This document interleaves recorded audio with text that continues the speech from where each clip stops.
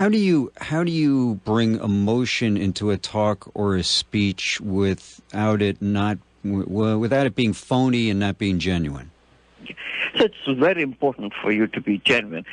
The way I look at how you bring emotions into a speech is by really understanding what the speech is about. So every speech typically has a purpose.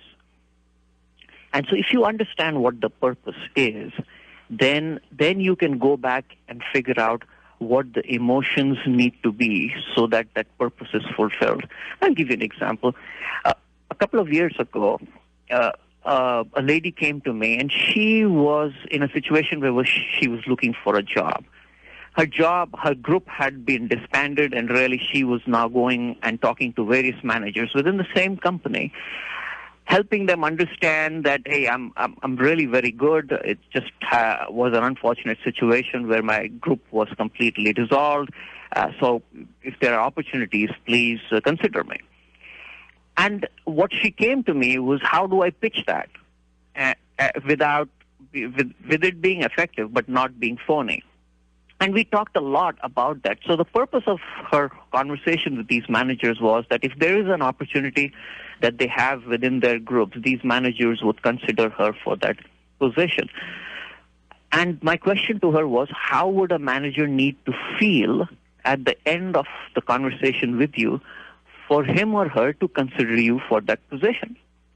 And we came up with a couple of key emotional traits or emotions that need to be evoked in those managers during that conversation that would help achieve her purpose. Can you give me one of those emotions, and how did you tap it?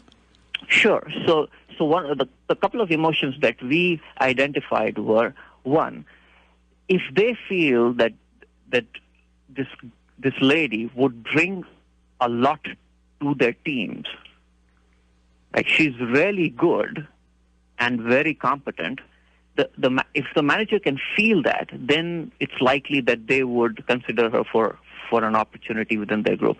The second thing that we identified was, if the managers feel that she's really good and if I don't get her, then somebody else will. That feeling of there's a sense of urgency, because if I don't act now, somebody else is going to grab her because she's really good. If that sense is evoked in the managers, then they are likely to act quickly and consider her for any positions that they have at that moment. And so we work towards a pitch that evoked those kinds of emotions. And basically with the purpose that if those emotions were evoked, it's likely that the managers would consider her for a position that's available. So how did she get across the point that she might be somebody else wants? How did she do that? Well, so let me tell you what she was trying to do initially. So initially her pitch was that, hey, I've done very good work. The company has really not been, it's really the company's fault because I did very good work. My group was dissolved for no fault of mine, and therefore you should consider me to help me out.